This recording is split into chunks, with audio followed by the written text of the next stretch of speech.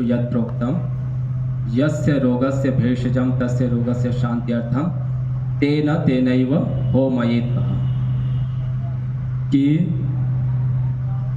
जो हम आयुर्वेद में बताए हुए औषधि जिस रोग के निदान शमन के लिए हम लेते हैं, चाहे सॉलिड में या लिक्विड में, उसी को ही अब यदि हम हवन से हवा बना कर लेते हैं तो उसका लाभ हमको वैसा ही मिलता है जैसे खाने और पीने से मिलता है। तो ये यज्ञ का सिद्धांत है। मत जलाइए जी।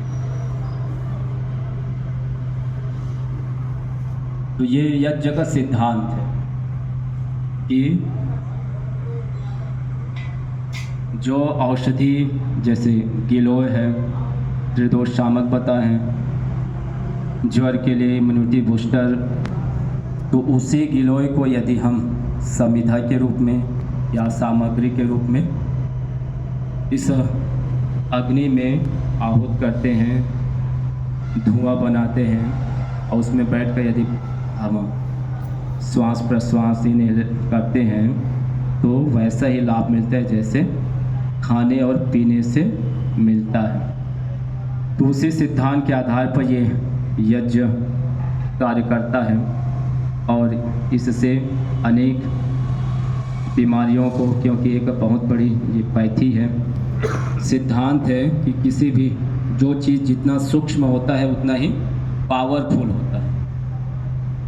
जैसे ईश्वर को हम देख नहीं सकते। क्यों नहीं देख सकते? क्योंकि वो अति सूक्ष्म है, इसलिए उनको आप माइक्रोस्कोप में भी देखना चाहे तो भी पकड़ में नहीं आने वाले, क्योंकि वो अति सूक्ष्म है। और अति सूक्ष्म होने के कारण से उनके पास पावर बहुत ज़्यादा है, इसलिए हम उनको बोलते हैं सृष्टिकर्ता, निर्माता। अभी तक कोई ऐसे है ना वैज्ञानिक साइंटिस्ट नहीं हुए कि एक सेल बना पाए, एक ब्लड बना पाए, ड्रॉप जो है। तो सामर्थ्य नहीं, क्योंकि हम स्थूल हैं, तो स्थूल होने के कारण से हमारे पास सामर्थ्य कम है। तो जितना सूक्ष्म होते जाते हैं, जो आप यहाँ पर है ना प्रशिक्षण ले रहे हैं, स्थूल से सूक्ष्म की ओर आप जा रहे हैं, तो वैसे ही आकाश भी है। आकाश को हम पंच महाभूत है, पृथ्वी, जल, अग्नि, वायु, आकाश। तो पृथ्वी से सूक्ष्म जल है, जल से सूक्ष्म अग्नि है, और अग्नि से सूक्ष्म वायु, और वायु से सूक्ष्म है आकाश। तो आकाश को हम देख नहीं सकते, न छू सकते हैं, न कोई आकृति आकार है, स्वरूप है। क्यों? क्योंकि आकाश भी अति सूक्ष्म है, और अति सूक्ष्म होने के कारण से आकाश के पास क्या पावर है? क्या पावर है? सब कुछ धारण करने की क्षमता। हम कहाँ बैठे हैं? आकाश में। आकाश पे बैठे हैं, धरती पे बैठे हैं। और धरती कहाँ टिकी है? आकाश में। तो सारे जितने भी है ना तारे, सितारे, नक्षत्र, उपग्रह, सब जो है गैलेक्सियां, नेबुला, आगे जो भी, तो सब आकाश के ऊपर ही टिके हुए हैं। क्यों? क्योंकि ये आकाश के पास सामर्थ्य है अति सूक्ष्म होने के कारण से। तो उससे कम सूक्ष्म कौन है? यह वायु है, वायु है ना। तो हवा को हम देख नहीं सकते, लेकिन इसको देख पा रहे हैं।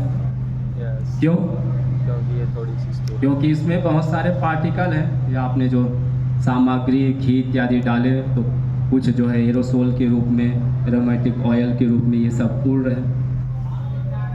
तो हवा भी सूक्ष्म होने के कारण से उसमें भी पावर है, जिसके कारण से आप देख रहे हैं सबसे बड़ा हमारा आहार क्या है?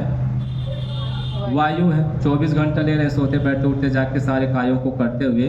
तो सबसे हमारा ये बड़ा आहार है, और सबसे अधिक आवश्यकता भी है, 24 घंटा हम लेते हैं। तो वही हवा आज धीरे धीरे प्रदूषित होती जा रही है। बच्चा जन्म लेता है तो सबसे पहले क्या लेता है? वो वायु लेता है, उसके बाद वो लिक्विड में आता है, फिर सॉलिड में जाता है ना। और जब अंतिम अवस्था आती है तो क्या छोड़ता है पहले? खाना नहीं, शरीर, सॉलिड है ना, ठोस चीज। उसके बाद लिक्विड और अंतिम में प्राण, प्राण। है ना। तो अंतिम जन्म से लेकर अंतिम मृत्यु पर्यंत तक सबसे कोई आवश्यक है तो वो है वायु। प्राण वायु। वायु। और वो वायु आज धीरे धीरे आप देखिए प्रदूषित दूषित अलग अलग सारे उसमें गैसेज ग्रीन हाउस प्रभाव जो है दिल्ली में तो काफ़ी आप सुनते हैं एयर क्वालिटी इंडेक्स जो है ना, सामान्य बताते हैं कि 25 से 50 तक हमारे जो लंग्स है उस सामर्थ्य उतना सह लेता है, लेकिन उससे अधिक बहुत भी नहीं है ना, और उससे और अत्यधिक 900 तक पहुंच जाते, 1000 तक इतने जो है। तो ऐसी स्थिति में यदि हवन करें तो ऋषियों ने बताया कि हवन एक ऐसा माध्यम है जिससे पंच महाभूतों को शुद्ध किया जा सकता है। और रिसर्च में भी ये पाए कि इसमें बहुत सारे ऐसे गैसेज है, ethylene oxide, propylene oxide, oxygen भी है, कुछ ऑक्साइड के रूप में गैसेज है जो हमारे लिए बेनिफिशियल है इस वातावरण के लिए, मदर नेचर के लिए। तो ऐसा ये प्राकृतिक दैवीय चिकित्सा पद्धति जो अलग अलग परंपराओं के रूप में हमारे साथ इसको जोड़े गए, तो इसीलिए ये छोटा सा हवन कर लेना चाहिए, पूरा ना कर पाए तो। अब तो छोटा और बना लिए अपने, है ना, जिसमें 7 आवती जेनेटिक जो बीमारी है कोमा जैसी स्थिति में उससे भी बाहर निकल सके इतना सामर्थ्य है। तो आइए शांति पाठ करते हैं अब।